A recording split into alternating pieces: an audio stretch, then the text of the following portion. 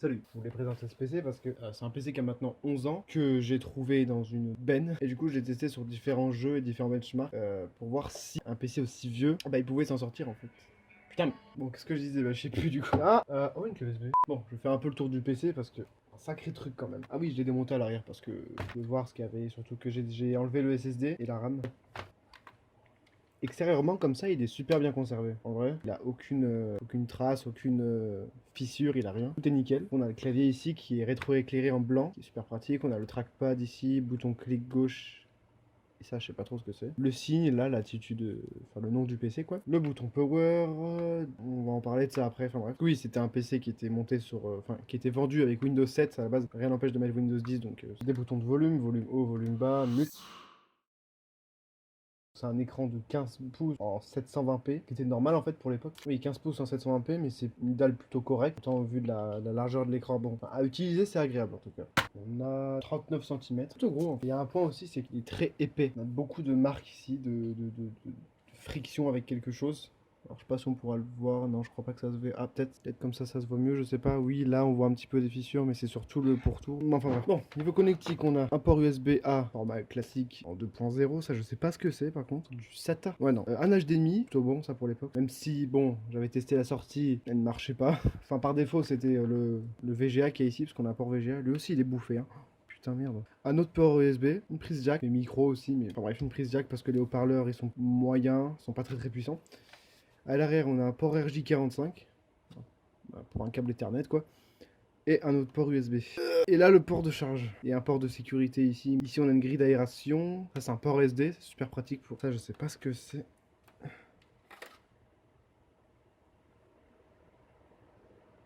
Qu'est-ce que c'est? Enfin bref.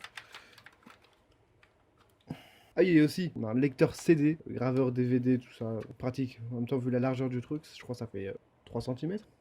Ouais, 2,93. Ouais. Alors je voulais allumer le PC pour qu'on voit un peu comment, à quoi ça ressemble et tout ça. Mais du jour au lendemain, il a plus voulu s'allumer ce connard. Ouais, je suis un peu baisé. J'ai même en changeant la batterie, en changeant de chargeur et en enlevant la batterie parce que pas de batterie ici. Bah, du coup, il a plus voulu refonctionner. Je sais pas du tout pourquoi. Et du coup, je l'ai abandonné un peu. Mais j'ai eu le temps de faire les tests avant qu'il lâche comme ça. Je sais pas pour quelle raison. C'est pour ça qu'il y a plus de SSD et que j'ai enlevé la mémoire aussi, la mémoire RAM. Mais bon, passons. De toute façon, le PC il est dans un état en panne quoi. Enfin, bref. Ah, on a une carte Wi-Fi aussi. Par contre, ça, je sais pas ce que c'est. Deux câbles qui dépassent. Sûrement pour une deuxième carte Wi-Fi ou un truc PCI Express. Enfin, je sais pas.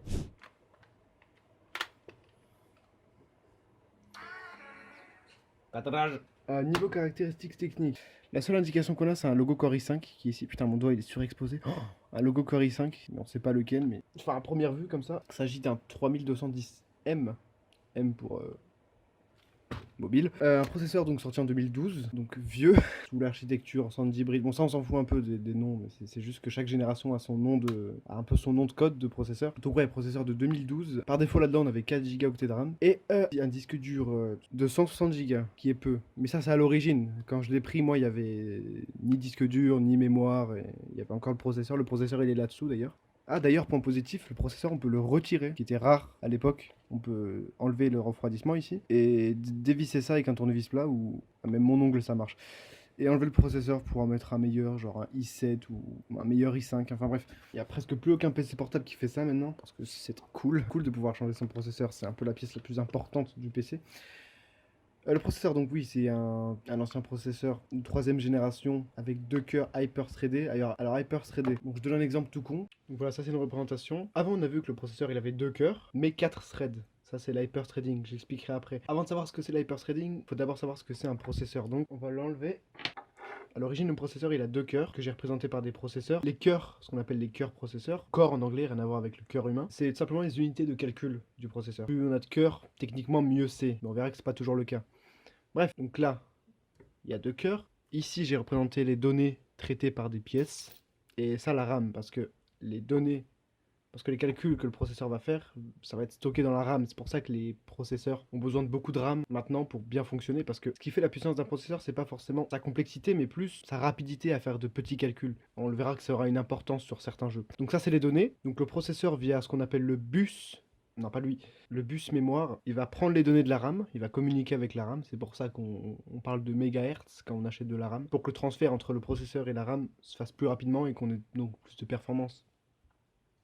Mais bref. Et puis ça dépend aussi du nombre de barrettes de RAM. Là, on va dire qu'on en a qu'une parce que dans le PC, il n'y en avait qu'une. Mais bref, ça, c'est les données. Donc le processeur, il va les traiter. Sauf que le processeur, il a beaucoup de données à calculer. Donc ça fait une file d'attente. On a une file d'attente et du coup, les données, les cœurs vont être un peu surcadencés. C'est pour ça qu'on parle de fréquence. Quand on regarde un processeur, la fréquence est super importante. Donc voilà, il y aura une file d'attente pour que les données soient traitées et envoyées ensuite à l'écran. Enfin, à la carte graphique, puis à l'écran. Les deux cœurs sont en train de traiter les données, et du coup, ça prend un certain temps. Et vient ensuite l'hyperthreading. L'hyperthreading, pour de la navigation ou de la bureautique simple, c'est pas très utile.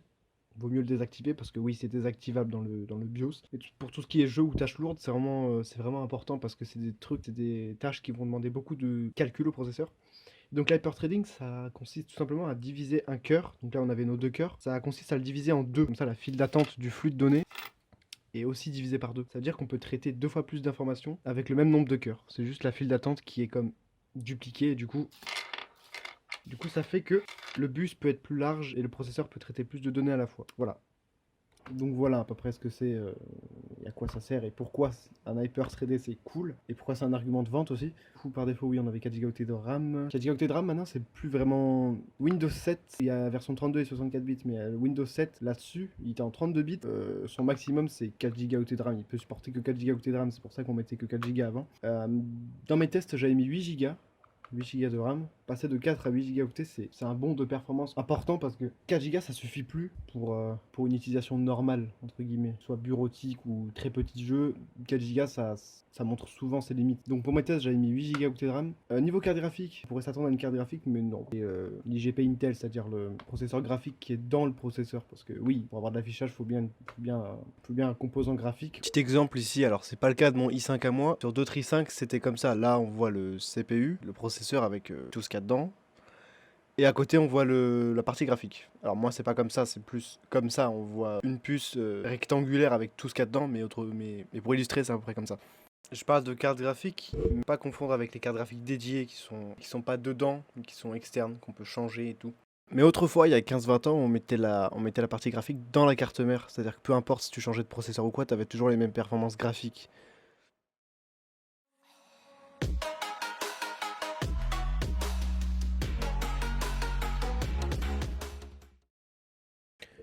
Ok, on commence avec superposition benchmark. C'est quoi un benchmark? C'est juste un banc de test pour un composant. En l'occurrence, là, on va tester à fond la carte graphique. Et on voit que ça galère parce qu'il y a OBS en fond. Et aussi parce que tous les graphismes et réflexions de lumière sont à fond. Donc ça saccade, c'est normal. Ce sera pas un framerate qu'on aura typiquement en jeu. Après la fin du benchmark, on voit qu'on a un score total de moins de 1990. Ce qui est pas énorme, mais le processeur s'en est bien sorti. Subnautica. Ah, bon là le jeu me prévient que j'ai pas la carte graphique suffisante pour faire tourner le jeu. Mais c'est pas grave, ça marche quand même. Bien sûr, on met tous les paramètres graphiques au minimum pour avoir le meilleur framerate possible.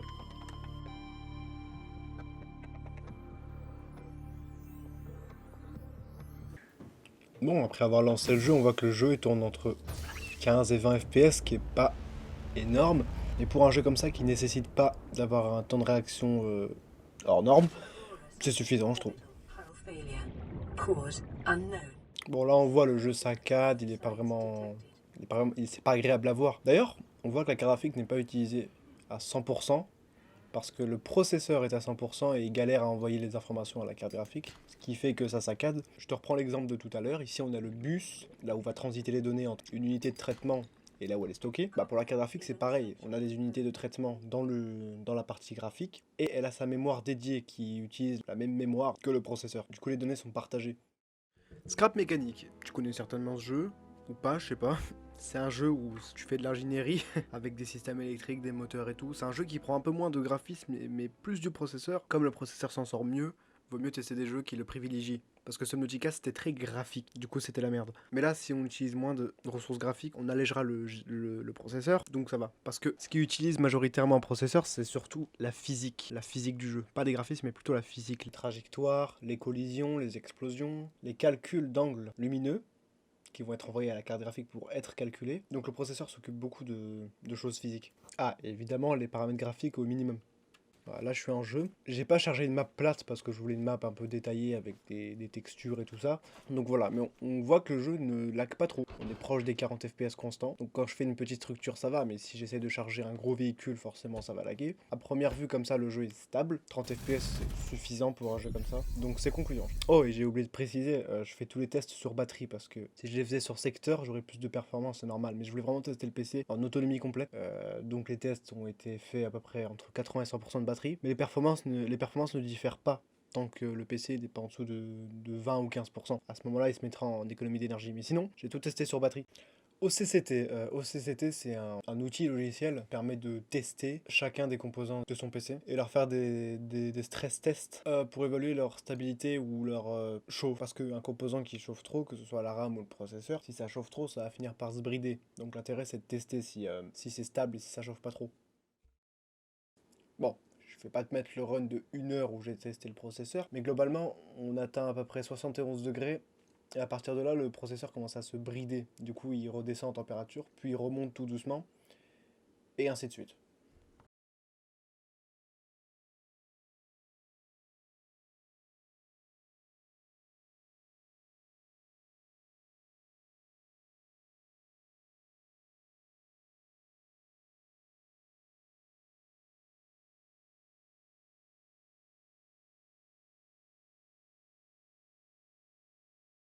Pour rester sur le processeur, j'ai testé CPU-Z, c'est aussi un outil logiciel où tu vois toutes les informations sur ton processeur, que ce soit la consommation, la fréquence de tous les cœurs, le cache.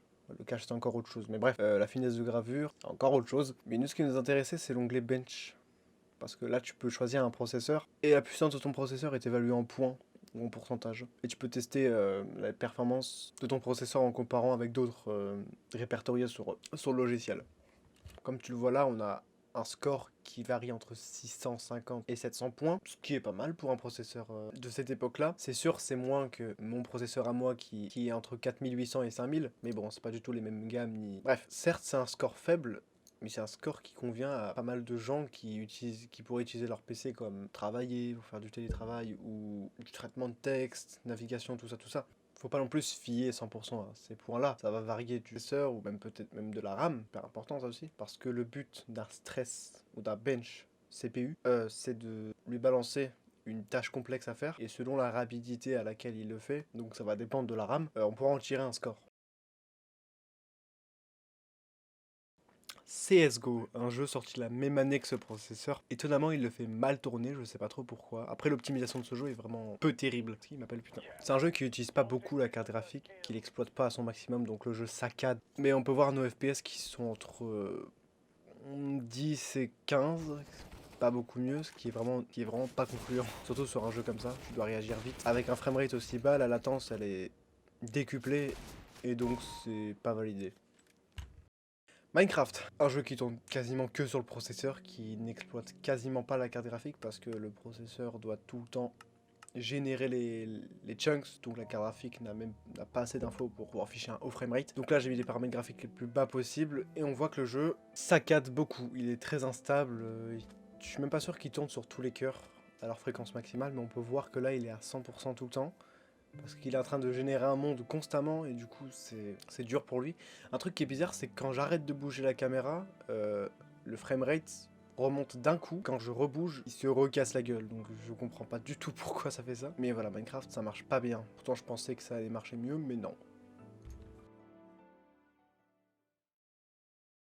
Univers Sandbox 2, un jeu de simulation de l'espace qui lui aussi tourne beaucoup sur le processeur parce qu'il y a beaucoup d'effets physiques, la gravité, puis la mécanique céleste en général. Mais je suis agréablement surpris parce que le jeu tourne vraiment bien, sans saccader et même avec beaucoup d'éléments. Là on voit qu'on a chargé le système solaire et tout va bien. On voit que même si on fait un peu n'importe quoi, le jeu supporte. Donc c'est pas mal surprenant. Surtout en mettant la vitesse du jeu élevée, le jeu tourne parfaitement bien, sans aucun lag avec un framerate convenable. Pourtant c'est un jeu qui à la base demandait une configuration assez... une bonne configuration quoi, supérieure à celle qu'on a là, mais étonnamment le jeu tourne très bien, même en moyen, il tourne très bien.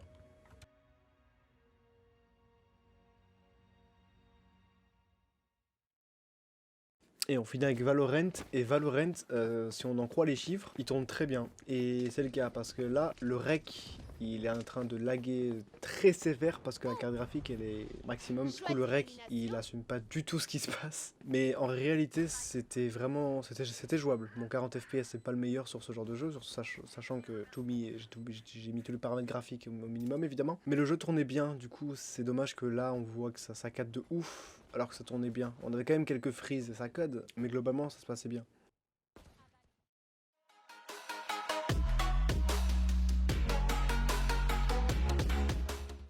Alors conclusion, c'est pas ce PC putain. Conclusion, ce PC est bien. Voilà, merci. Bon, en vrai, je suis plutôt surpris de ce PC, il peut encore faire pas mal de choses. Un ordi si vieux, je m'attendais à vraiment pire, parce que les PC de l'époque sont pas fous, les PC portables de l'époque, je me dis que c'était vraiment des daubes. Mais en vrai, pas du tout. Il m'a agréablement surpris. Si j'avais un autre PC à tester, je l'aurais fait, mais j'ai pas plus vieux que celui-là. J'en ai des plus récents, mais ils marchent pas. Genre lui là. Après en occasion, je sais pas si je le conseillerais parce que Dell, c'est pas les meilleurs niveau compatibilité parce que il faut le secteur d'origine pour faire marcher le PC, sinon il voudra pas démarrer. Je sais pas trop comment c'est foutu à l'intérieur, mais c'est un truc. Enfin vraiment Dell ils ont fait de la merde sur ces trucs-là. Je sais pas si les Dell récents c'est la même chose ou s'ils ont réglé le problème ou c'est toujours la même merde. Mais moi j'ai réussi à le faire fonctionner avec son secteur. Je suppose d'origine que j'ai trouvé avec le PC, mais même avec lui, j'ai pas réussi à le refaire fonctionner, donc j'ai pas compris comment. Je vais quand même le garder, il faut que je le répare parce que ça peut être cool comme PC portable de tous les jours. Genre lui là, même si, un point aussi, la batterie est morte. Enfin, morte. Elle est usée, mais très très usée parce que j'imagine le PC a beaucoup tourné. Je connais pas le moment entre lequel il a été jeté et le moment où je l'ai récupéré, mais la batterie tient moins d'une heure. Je parle de 1 heure de 0 à 100, donc de 100 à 20, on doit y avoir quelque chose comme 40 minutes. Mais ça se remplace, donc ça c'est pas grave. Mais sinon, je suis quand même surpris par les performances de cet ordi. Pour croire que les 8 Go de RAM, ça a bien boosté le truc. Donc voilà, j'ai particulièrement aimé l'affaire parce que ça m'a aussi permis d'éclaircir le sujet un peu. T'aimes bien que je fasse des petits tests de trucs de PC ou quoi? Tu me le dis. En tous les cas, j'en avais prévu d'autres. Et voilà. Allez, ciao!